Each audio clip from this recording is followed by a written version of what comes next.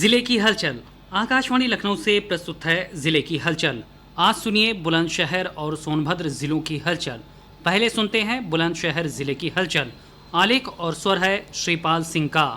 उत्तर प्रदेश महिला आयोग की अध्यक्ष श्रीमती बबीता चौहान ने बीते दिनों बुलंदशहर का दौरा किया। इस दौरान उन्होंने जिले में महिला कल्याण विभाग द्वारा किए जा रहे कार्य योजनाओं की समीक्षा की। उन्होंने महिला कल्याण विभाग द्वारा महिला सशक्तिकरण और उत्थान के लिए किए जा रहे कार्यों पर संतोष व्यक्त किया। उन्होंने भविष्य में और बेहतर कार्य योजना बनाकर कार्य करने का निर्देश अधिकारियों को दिया। बैठक के दौरान उन्होंने महिला और बच्चों से संबंधित योजनाओं के लिए निर्देश दिए कि कोई भी पात्र और महिला और बच्चे शासन द्वारा योजनाओं से वंचित न रहें। बीते दिन उत्तराखंड के पूर्व मुख्यमंत्री और वर्तमान में हरिद्वार से भाजपा सांसद त्रिवेंद्र सिंह रावत बुलंदशहर पहुंचे। इस मौके पर भाजपा सांसद श्री भोला सिंह और अन्य जनप्रतिनिधियों और कार्यकर्ताओं ने उनका स्वागत किया। इस मौके पर उन्होंने पूर्व सैनिकों को सम्मानित किया। श्री रावत ने खुर्जा में पाटरी नगरी के व्यापारियों और स्थानीय अधिवक्ताओं से भी संवाद किया। पूर्व मुख्यमंत्री श्री रावत ने तिरुपति बालाजी मंदिर के प्रसाद में मिलावट पर कहा कि दोषियों के खिलाफ कानून के तहत कार्रवाई होनी चाहिए। बता दें कि भाजपा के सदस्यता अभियान को गति देने के लिए पूर्व मुख्यमंत्री त्रिवेंद्र सिंह रावत ने पश्चिम यूपी के अलग अलग जिलों का दौरा किया था। बुलंदशहर में अपर पुलिस महानिदेशक मेरठ जोन डी.के. ठाकुर ने आगामी त्योहारों की तैयारी के तहत पुलिस अधिकारियों के साथ एक महत्वपूर्ण बैठक की। इस बैठक में अधिकारियों को कई महत्वपूर्ण निर्देश दिए। बैठक में विशेष रूप से वारंटी और इनामी अपराधियों की गिरफ्तारी की दिशा में ठोस कदम उठाने को कहा। शहर में 5वीं शूटिंग प्रतियोगिता का पिछले दिनों आयोजन हुआ। जिलाधिकारी चंद्र प्रकाश सिंह ने शूटिंग प्रतियोगिता का फीता काटकर शुभारंभ किया। उन्होंने कहा कि इस प्रकार की प्रतियोगिता आयोजन से प्रतिभावान खिलाड़ियों को अपना टैलेंट प्रदर्शित करने का मौका मिलता है। डीएम सीपी सिंह ने खिलाड़ियों से कहा कि मेहनत लगन से ध्यान केंद्रित करें व सफलता प्राप्त कर अपने जनपद, राज्य, देश का नाम रोशन करें।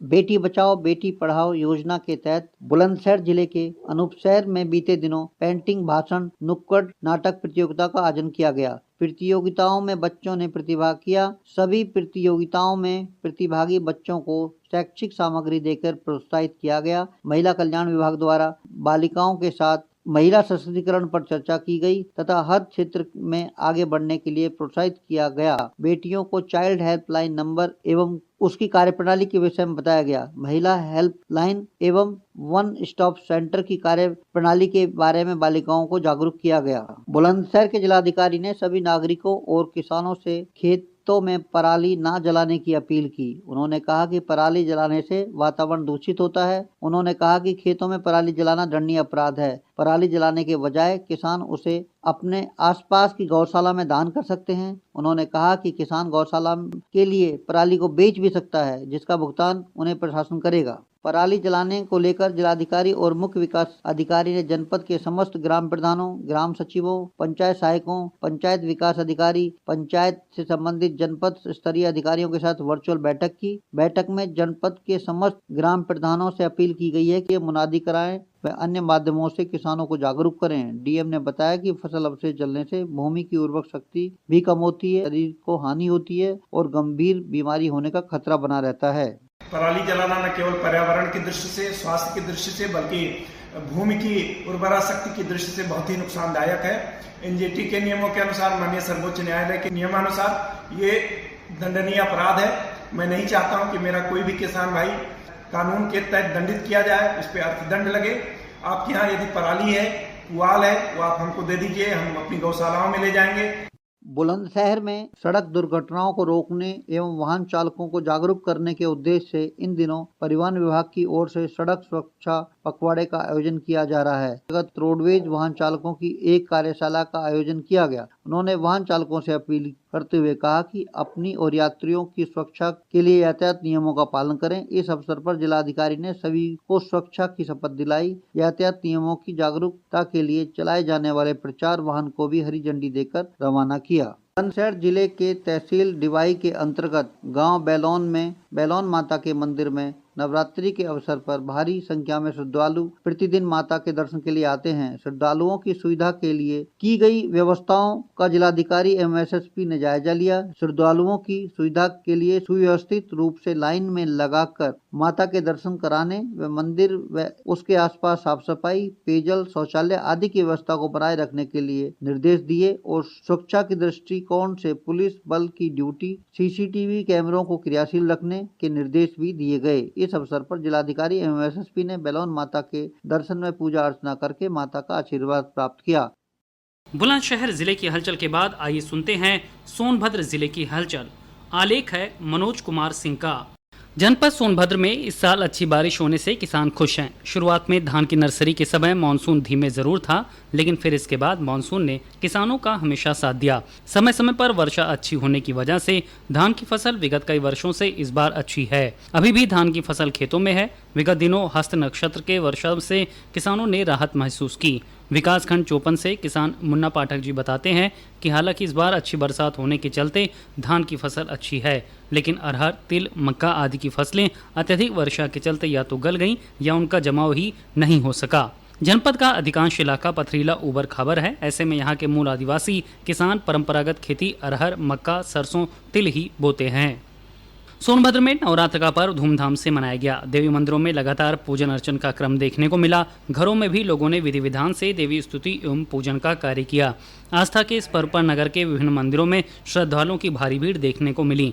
शक्तिनगर के ज्वाला देवी मंदिर में जनपद सहित पड़ोसी राज्य मध्य प्रदेश और छत्तीसगढ़ के भी श्रद्धालु भारी संख्या में मनोकामना पूर्ण होने के लिए पहुंचे थे।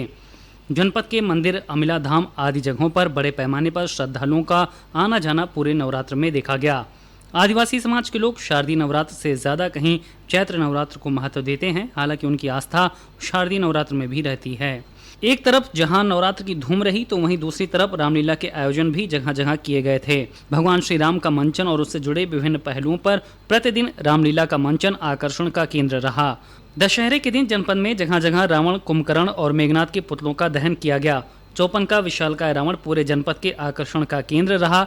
यहाँ 60 फीट से भी ऊंचे रावण के निर्माण के लिए नवरात्र के शुरुआती दौर से ही तैयारी शुरू हो गई थी। दशहरे के दिन आसपास के करीब 2 दर्जन से ऊपर गाँव के लोग का जमावड़ा चौपन नगर में देखने को मिला।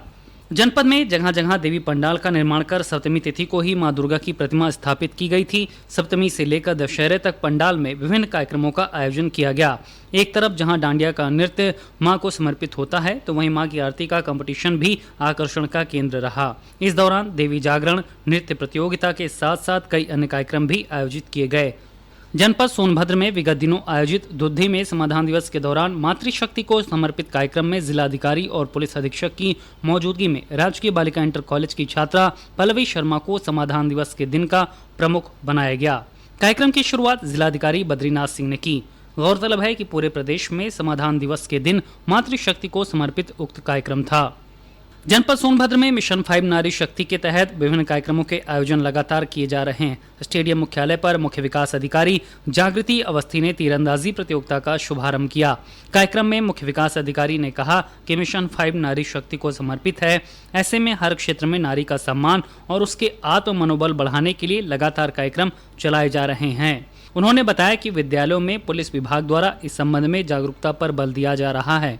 नारी सशक्तिकरण को लेकर प्रदेश सरकार के साथ ही जिला प्रशासन भी संवेदनशील है। सोनभद्र में विगत दिनों दुद्धि ITI कॉलेज में PM विश्वकर्मा के तहत विभिन्न कार्यक्रमों का आयोजन हुआ। कार्यक्रम में प्रदेश सरकार के मंत्री स्वतंत्र देव सिंह ने भाग लिया।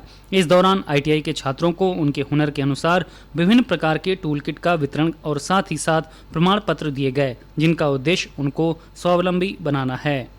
जनपद में विगत दिनों स्वच्छता पखवाड़ा का आयोजन किया गया, जो 2 अक्टूबर तक रहा। इस दौरान जगह जगह सफाई के आयोजन किए गए। प्रदेश सरकार के समाज कल्याण राज्य मंत्री संजीव सिंह गौड़ द्वारा चौपन सोमेश्वर महादेव मंदिर पर गांधी और शास्त्री जी के चित्रों पर माल्यार्पण कर उनको श्रद्धा सुमन अर्पित किया गया। इस अवसर पर उन्होंने दीनदयाल उपाध्याय पार्क की सफाई अभियान में हिस्सा लिया।